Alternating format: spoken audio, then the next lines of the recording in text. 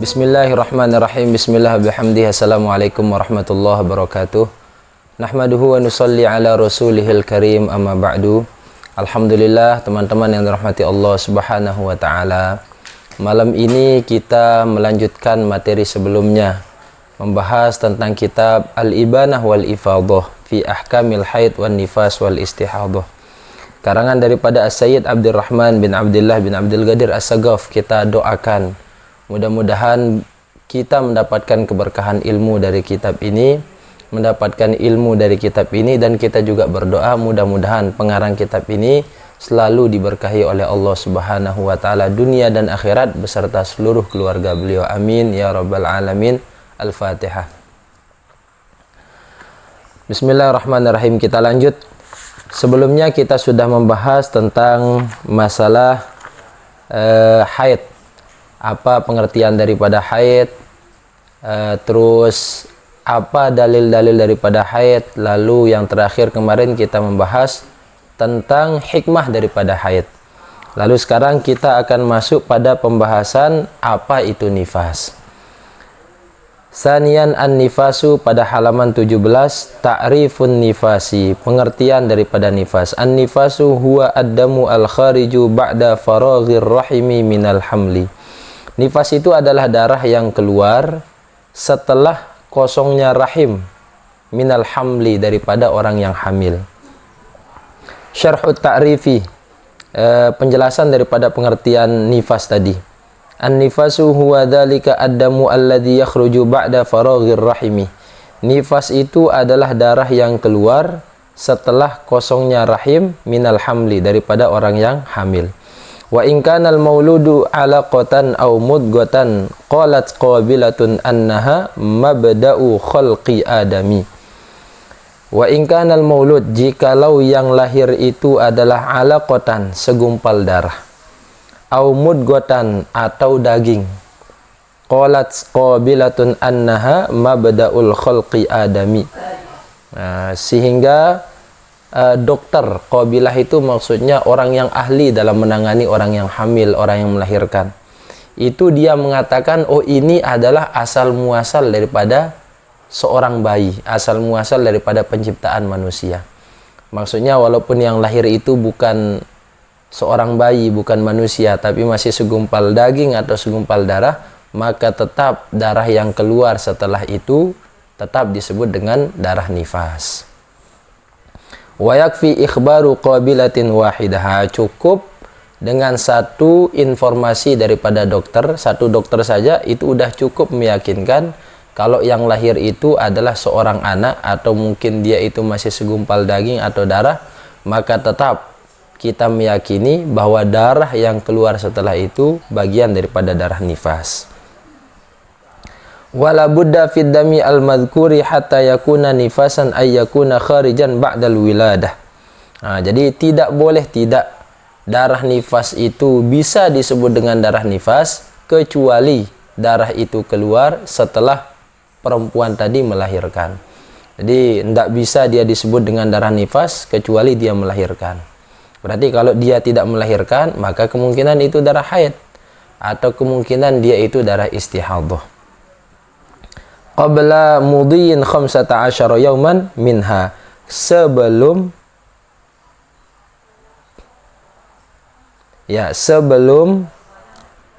berakhirnya 15 yauman minha, sebelum berakhirnya waktu 15 hari. Saya ulang sedikit. Wala budda fid dami al-madhkuri hatta yakuna nifasan ay yakuna kharijan ba'dal wiladah. Jadi kata beliau, wa illa falaysa binifasin. Jika tidak, maka dia tidak bisa disebut dengan darah nifas. Wa innama huwa haidun, akan tapi dia itu adalah darah haid. Wa summiyan nifasun nifasan li khurujihi ba'da nafsin. Kenapa disebut dengan darah nifas? Karena darah tersebut dia keluar setelah keluarnya jiwa, setelah keluarnya anak. Ba'da nafsin, li khurujihi ba'da nafsin, karena darah itu keluar setelah keluarnya anak atau keluarnya jiwa, maka darah itu pun disebut dengan darah nifas. Jadi maksudnya begini, tidak boleh tidak darah itu bisa disebut dengan darah nifas kecuali orang itu setelah melahirkan. Lalu setelah melahirkan misalkan tidak keluar darah, apakah darah selanjutnya atau mungkin dia itu keluar darah pada 5 hari setelah melahirkan, apakah bisa disebut dengan darah nifas? Jawabannya iya.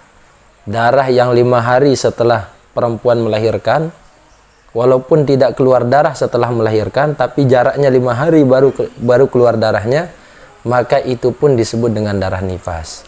Atau mungkin dia keluar 8 hari setelah melahirkan. Intinya setelah melahirkan, maka dia disebut dengan darah nifas. Inti yang pertama setelah melahirkan. Lalu yang kedua, harus tidak boleh melewati 15 hari setelah melahirkan. Misalkan dia melahirkan tanggal 1, keluar darah tanggal 5, maka itu darah nifas. Atau keluar darah tanggal 8, itu darah nifas. Keluar darah tanggal 13, itu darah nifas. Tapi kalau dia keluar darahnya pada tanggal 16, pada tanggal 17, maka itu bukan darah nifas, melainkan itu darah haid, kata beliau. Jadi bisa diperhatikan sama teman-teman semua, kalau dia melahirkan tidak keluar darah setelah itu, selama dia masih dalam kurun 15 hari, itu masih bisa disebut dengan darah nifas. Tapi kalau di atas 15 hari dia keluar darahnya, maka itu termasuk bagian daripada darah haid.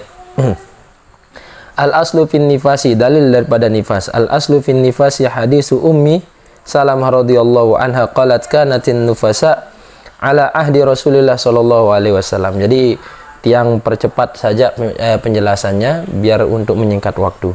Jadi para orang-orang yang nifas di zamannya Rasulullah sallallahu alaihi wasallam taq'udu arba'ina yauman au arba'ina lailatan. Mereka itu duduk dalam artian menunggu 40 hari 40 malam. Arba'ina yauman au arba'ina lailatan. Nah, jadi mereka menunggu 40 hari 40 malam. Fa fi hadzal hadis dalilun li ghalibin nifas. Nah, hadis ini menunjukkan kebiasaan orang itu berapa hari dia nifas. Jadi kebiasaan orang nifas lamanya adalah 40 hari. Wa annahu arba'una yauman wa amma aqalluhu fahuwa lahzatun. Sedangkan minimal orang itu dia nifas adalah lahzah, 1 tetes atau 1 detik lah bisa kita bahasakan. Wa aksaruhu situna yauman. Sedangkan yang paling maksimal nifas itu adalah 60 hari. Wa sayatil hadis anha insyaallah. Nah, kita lanjut salisan al-istihadhah. Yang ketiga itu adalah pembahasan al-istihadhah. Jadi ada darah haid, ada darah nifas, ada darah istihadhah. Apa itu istihadhah? Ta'riful istihadhah. Damun yakhruju min adnar rahimi fi ghairi ayyamil haidhi wan nifas. Yaitu darah yang keluar dari dari rahim yang paling dekat.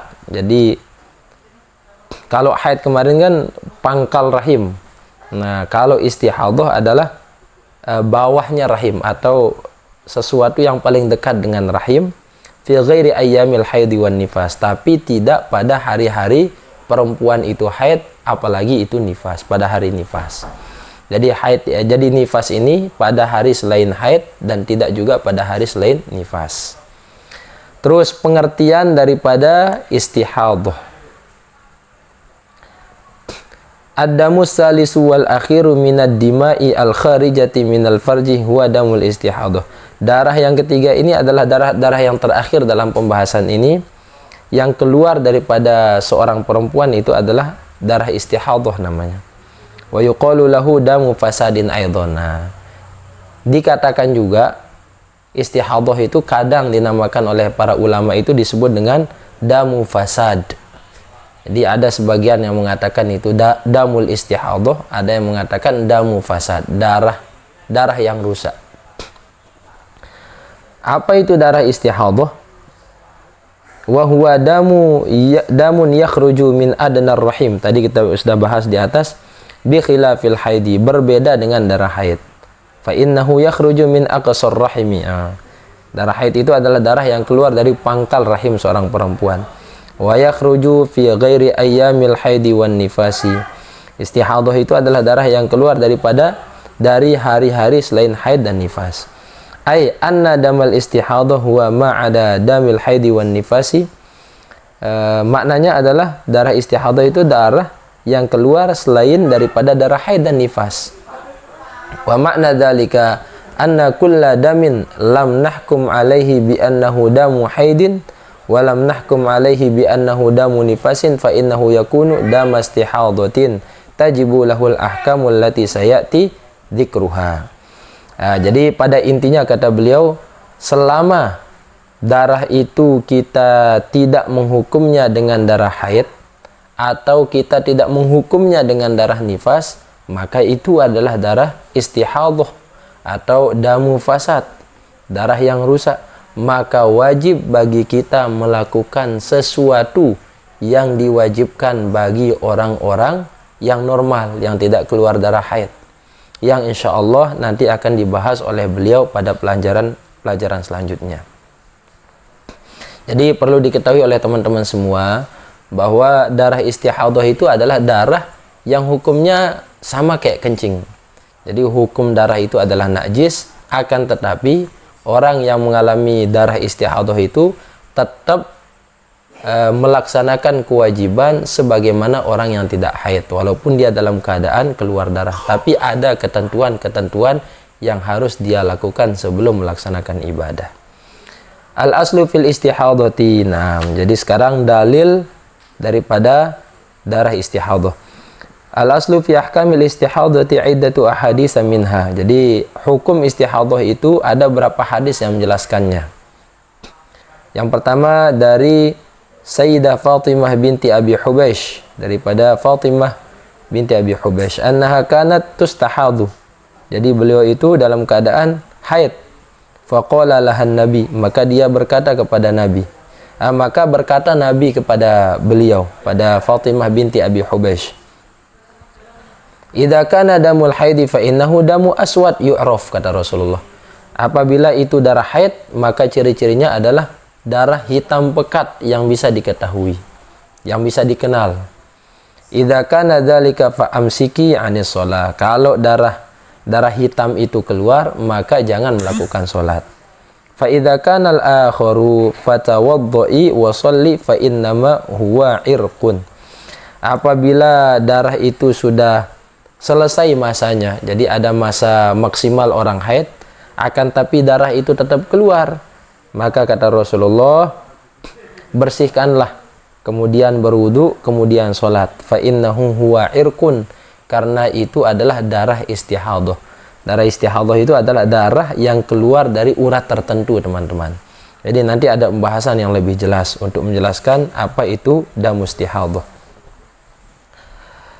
Fabayyana sallallahu alaihi wasallam al-farqa baina damil haidi wal istihadah. Sekarang Rasulullah menjelaskan apa bedanya antara darah haid dengan darah istihadah. Min khilalit tamyizi bainad dima'i, dari sisi perbedaan di antara darah tersebut. Fadamul istihadati, maka darah istihadah, yughayyiru damal haidi, itu berbeda dengan darah haid. Wadamul istihadati yakhruju min irqin yuqalu lahu al-adilu bil ainil muhmalati wa kasri dzali al-mu'jamati. Sedangkan darah istihadah itu keluar daripada urat tertentu. Kadang disebut dengan al-adil. Jadi urat tertentu itu disebut dengan al-adil. Irqun itu disebut dengan al-adil. Bil ainil muhmalah wa kasri dzali al-mu'jamah. Bi khilafi damil haidi, berbeda dengan darah haid. Fa innahu yakhruju min qa'rir rahimi. Jadi darah haid itu adalah darah yang keluar dari aqsa, atau bahasa sekarang ini adalah qa'rir rahimi, yaitu pangkal rahim seorang perempuan. Terus dalil daripada istihadah dari Aisyah radhiyallahu anha qalat, ja'at Fatimah bintu Abi Hubaish ila Nabi sallallahu alaihi wasallam wa qalat, Fatimah binti Abi Hubaish itu datang kepada Nabi besar Muhammad sallallahu alaihi wasallam. Wa qalat, kemudian beliau berkata, ya Rasulullah, inni imra'atun ustahadu fala athhur. Saya ini adalah seorang perempuan, kata Sayyidah Fatimah Abi Hubaish binti Abi Hubaish. yang orangnya terus haid, fala athur, sedangkan saya tidak suci-suci, kata beliau. Apa ada shalah? Apakah saya harus meninggalkan salat? Faqala Rasulullah sallallahu alaihi wasallam, maka Rasulullah berkata, la, innama dzalika irqun, itu adalah irq atau itu darah istihadah atau tadi disebut dengan al-adil. Walaysa bil haidah, bukan darah haid. Fa idza aqbalatil haidatu fatrukis shalah. Kalau haid itu datang, tinggalkanlah salat. Fa idza dhahaba qadruha, apabila waktunya sudah usai, maksimal waktunya sudah selesai, maka faghsili anqid dami wa sholli, maka mandilah dari darah tersebut, bersihkan dirimu, kemudian salat. Fal hadisu dalilun ala annal mar'ata idza mayyazat damal haidi min damil istihadati ta'uddu damal haidi wa ta'malu ala iqbalihi wa idbarihi. Hadis ini menunjukkan bahwa seorang perempuan itu apabila sudah bisa membedakan darah haid dengan darah istihadah, maka dia itu melakukan apa-apa yang dilarang ketika haid dan melakukan apa-apa yang diwajibkan ketika seseorang itu mengalami darah istihadah. Fa idza inqada qadruhu igtasalat anhu, apabila sudah berakhir masanya, maka mandilah perempuan tersebut mandi besar. Summa sara hukmu damil istihadati hukmal hadasi fatatawaddau likulli salatin kama sayati tafsiluhu. Idza arafta ma taqaddama fa'lam anna ad-dama al-kharija min al-farji la yakhlu illa ay yakuna wahidan min hadhihi salasati fa imma ay yakuna dama haidin aw nifasin aw istihadatin. Nah, jadi inti daripada penjelasan masalah nifas dan istihadah tadi, wabil khusus menjelaskan tentang darah istihadah. Jadi seorang perempuan apabila mengalami haid yang sudah maksimal 15 hari, maka darah yang keluar pada hari ke-16, 17 itu adalah darah istihadah. Kalau dia mengalami yang namanya darah istihadah, maka wajib dia melaksanakan sholat, wajib dia melaksanakan puasa. Wabil khusus melaksanakan sholat ini, teman-teman, bagi teman-teman perempuan kalau mengalami istihadah, maka dia melakukan syarat sahnya sholat itu harus menunggu waktu sholat. Misalkan sholat zuhur, dia tidak boleh melaksanakan wudhu dari jam 11 atau dari jam 10. Akan tapi dia harus menunggu masuk waktu zuhur, baru dia berwudhu kemudian sholat. Dan tidak boleh dia menggunakan wudhu tadi untuk melaksanakan 2 sholat wajib. Jadi misalkan dia sholat zuhur, kemudian dia mau mengkodok sholat subuhnya, maka tidak boleh dengan wudhu yang satu. Harus dia berwudhu kembali, harus dia bersihkan darah yang mengalir, kemudian ditutup, baru sholat kembali. Jadi tidak boleh menggunakan satu wudhu dalam 2 sholat wajib bagi orang yang istihadah. Berbeda dengan sholat sunnah. Jadi kalau sholat sunnah itu bisa dilakukan berkali-kali dengan satu wudhu bagi orang yang istihadah. Tentu caranya bersihkan area tempat keluarnya darah. Setelah dibersihkan, ditutup, lalu berwudhu, kemudian sholat wajib dan melaksanakan sholat sunnah. Mau 2 rakaat, 4 rakaat terserah, asalkan itu sholat sunnah dengan satu wudhu bisa. Tapi kalau sholat wajib tidak bisa. Untuk yang nifas tadi, yang perlu kita ingat teman-teman, bahwa nifas itu syaratnya cuma 2.